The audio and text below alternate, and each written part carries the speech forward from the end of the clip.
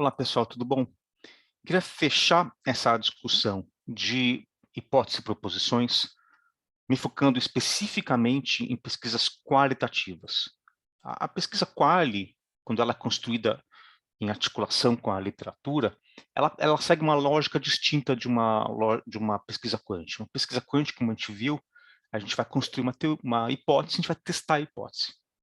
A pesquisa quali, na minha opinião, ela vai muito mais propor puzzles que a pesquisa qualitativa vai poder responder. Então, eu vou pegar um exemplo, que eu acho que é mais fácil pegar exemplos de um artigo, e aí eu vou mostrar para vocês um pouco de como é que esse artigo é, é um ótimo exemplo de pesquisa qualitativa que resolve um gap na literatura. Então, eu vou começar falando desse artigo da Beth Bashk, de 2019. Qual o contexto? O contexto é assim, você tem na polícia americana, vários estados, começa a ter adoção de DNA na, na, na, na ciência forense. E isso é interessante, super interessante, porque você tem uma série de evidências que se tornam mais sólidas, né? Você consegue defender melhor uma série de fatos, porque você tem uma ciência atrás do DNA corroborando. Até aí tudo bem. O problema da BEST é o seguinte, quando começa a ter pessoas que manipulam DNA, e conseguem dizer coisas de uma forma muito mais sólida com aqueles testes de DNA, como é que ficam todas as outras profissões que ainda não têm esse mesmo tipo eh, de tecnologia? Então, pensem, por exemplo, balística. Balística é muito mais arte do que ciência. Você vai examinar a bala, vai ver o tipo de ranhura, vai tentar ver onde é que ela foi na parede, vai tentar estabelecer uma trajetória. É muito mais, um certo tipo de construção de explicações plausíveis do que um teste de DNA que vai dizer com X% de certeza o que estava acontecendo. Então, o problema da BEST é mostrar, tá bom, e daí? O que acontece com isso? Tá? Então, nesse exemplo, você tem essa adoção de tecnologias que impacta profissionais.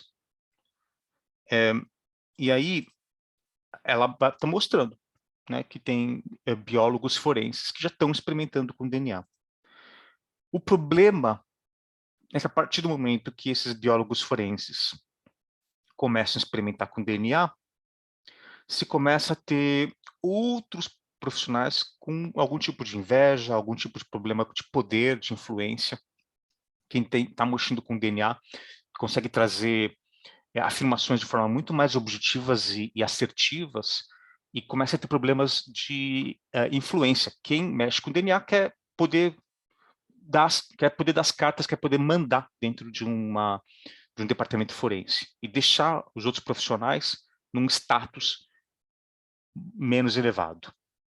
Então, enquanto eu tenho toda a questão de ciência atrás do DNA ligado à objetividade, todo o resto começa a ficar com um rótulo de algo mais subjetivo, né?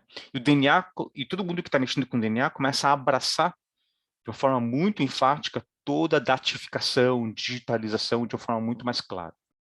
Então, a pergunta que a Beshk está se propondo é como é que os outros profissionais reagem, né? Como é que eles reagem, dado que o status deles está caindo dentro da polícia? Então, que tipo de pergunta que a Beshk vai trazer a partir dessa provocação mais ampla? Então, número um, uma vez que você está numa profissão que está impactada, que tipo de tecnologia, que tipo de novas práticas você vai correr atrás para poder recuperar um pouco do terreno perdido? Como é que você faz para recuperar um pouco daquele status, né? E os valores das pessoas? Como é que os valores desses profissionais levam a adotar novas tecnologias ou não, dado esse choque do DNA na polícia? Como é que é toda a dinâmica dos grupos? Tem conflito? Tem resistência? Tem aderência?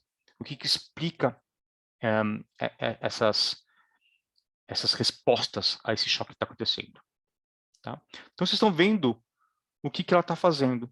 né? Você tem um choque, como se fosse um choque externo, gera uma turbulência dentro da polícia, porque você tem um grupo que claramente se destaca por ter uma ciência muito mais objetiva, e ela quer saber como é que essa turbulência reverbera em outros profissionais. Tá? Quando a gente pensa sobre esse texto como um exemplo de pesquisa quali, e algo que vai nos gerar uma pergunta de pesquisa para gerar um campo qualitativo, a gente pode pensar de uma forma mais ou menos sistemática o que tem em jogo aqui, né? Então, número 1, como é que essa pesquisa, a pergunta de pesquisa é justificada? Ela é justificada a partir do quê? Então, a gente podia muito bem falar assim, eu gostaria de entender profissionais que adotaram DNA na polícia. Ponto. Bom, isso aí é muito aberto, né? Ela vai se focar um pouco mais. Ela vai falar o seguinte: como é que como é que esses profissionais que não estão ainda com o DNA, os outros profissionais reagem a uma nova situação, tá certo? Então aqui ela é algo que pode ser muito interessante, porque ela consegue mostrar que isso é problemático. Ela mostra um problema, tá? Não é algo que é completamente aberto. Este problema, ele é dado também a partir de uma lente teórica. Que lente teórica é essa? A lente teórica das profissões. A ideia de que qualquer organização é feita de indivíduos que são afiliados às profissões e, portanto, a relação entre esses profissionais é mediado por uma visão do status que eles têm perante outros profissionais. Pensa em, por exemplo, enfermeiros e médicos. A gente sabe que dentro do hospital, potencialmente, você tem esses dois profissionais com status muito diferentes. Imagina se, de repente, as enfermeiras, os enfermeiros se tornam muito mais importantes do que os médicos. O que os médicos podem acabar fazendo? Então, prever que vai ter um problema ou sugerir que vai ter um problema, isso sai da teoria das profissões. Mas exatamente o que vai acontecer e de que jeito, não dá para saber. E é o que justifica a pesquisa quali, né, nesse sentido. Por quê? Porque ela sabe que vai ter um problema, mas ela não sabe o que vai acontecer. Tá? Vocês estão vendo como é diferente aqui eu falar, vou fazer uma pesquisa quali para algo novo, que é adoção de uma tecnologia, ponto. É muito diferente de eu falar, vou atrás de um problema, eu vou atrás de uma turbulência, eu vou atrás de uma situação complicada. A nossa lente muda, a nossa forma de nos colocar no campo também muda. Tá? O que é bacana também é que eu posso criar certas expectativas, mesmo sem ir ao campo. E aqui a questão não é de ter uma hipótese que eu vou ou não vou corroborar. Aqui é muito mais para eu orientar a minha inserção no campo. Então, se eu espero que tenha algum tipo de conflito entre os diversos profissionais, no caso, os biólogos forenses e os outros, isso pode ser uma pista que eu tenho para eu entender melhor esse conflito, como é que ele se dá, como é que ele se desenrola, como é que ele se resolve ou não resolve, né? Às vezes eu tenho que passar 1 ano, 2 anos no campo para começar a entender se isso é um problema ou não. Às vezes não é. Então, se não é, eu não tenho pesquisa. Então, de repente, eu tenho que achar outros problemas que tenham relevância teórica. Tá? Isso pode acontecer. Muitas vezes eu me proponho a pensar algo no campo que não acontece. Tá? Mas tem uma grande diferença eu ir para campo apenas querendo corroborar a ideia que há ou não há conflito, por exemplo, nesse caso, e usar isso não como ponto de chegada, mas como ponto de partida. Então, tudo bem, beleza. Dado que, sim, há um conflito, o que eu posso entender a partir disso? O que eu posso entender sobre esse conflito? Tá? Como é que se justifica uma pesquisa qualitativa, então, e como é que eu consigo criar generabilidade a partir desse estudo? Generabilidade, generalização, significa que este estudo não é apenas relevante para, é, para o objeto que eu estou olhando, né?